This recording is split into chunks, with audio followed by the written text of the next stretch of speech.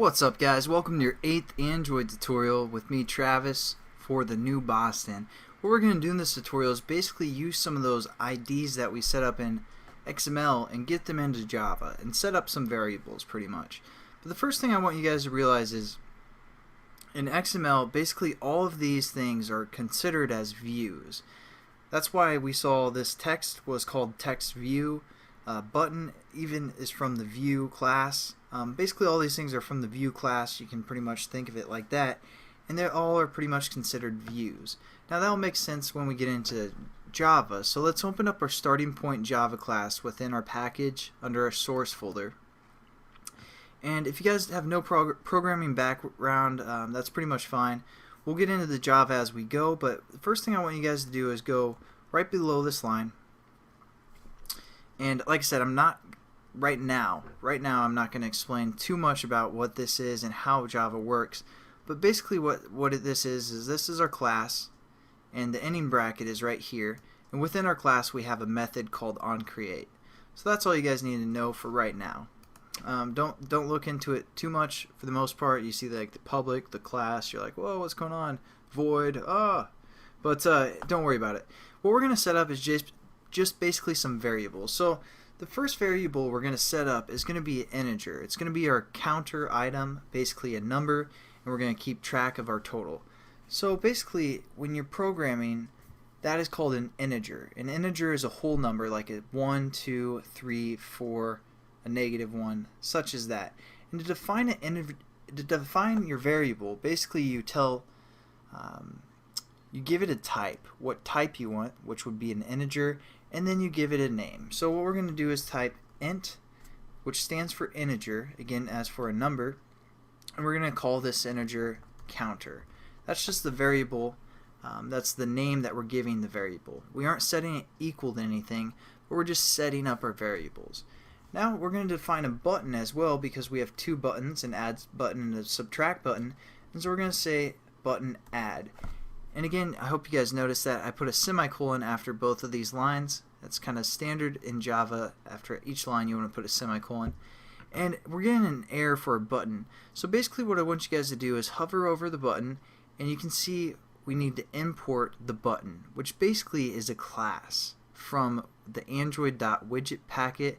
Again, under this 2.2 there's a package called Android.widget. So that's where the button's located, and so we can use some of the methods. We need to import it. That import comes up here, right here, Android.widget.button. So now we can use the methods from the button class. So there we go. We set up a button variable. Again, it doesn't mean anything. We just set up this variable called add, which is a button. Now we can set up another button called subtract down here as well. But when you want to define more than one button, you can also just hit a comma sub for subtract, or for a second button. So now we have two button variables, an add button and a subtract button. Again, they don't mean anything. And the last thing we need to do is set up our text view. So we're going to say text view, and we're going to call this one display. And again, you guys can name these whatever you want. This is just the names that I'm using, but we do have to use this type, which is the text view. Again, we have to import it so we can use some of the methods from the text view class. So we have our variables set up, and now we want to connect them to the XML. So what we're going to do is go within this onCreate bracket below the set content view, and again that will be this bracket right here. So that way we know we're within our onCreate method. And we're going to set our counter equal to 0, starting out with. So it's pretty simple, just counter equals 0 and then semicolon. And now that's set up our variable counter to 0. And again, this variable is an integer. And our program's going to know that now, that we're working with a number for the most part. And now we also need to set up what our add button is equal to.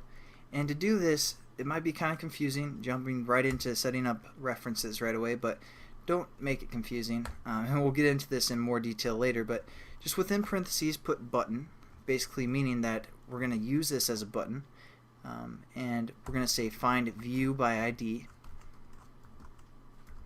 just like that. Find view is capitalized, by is capitalized, and ID is I is capitalized.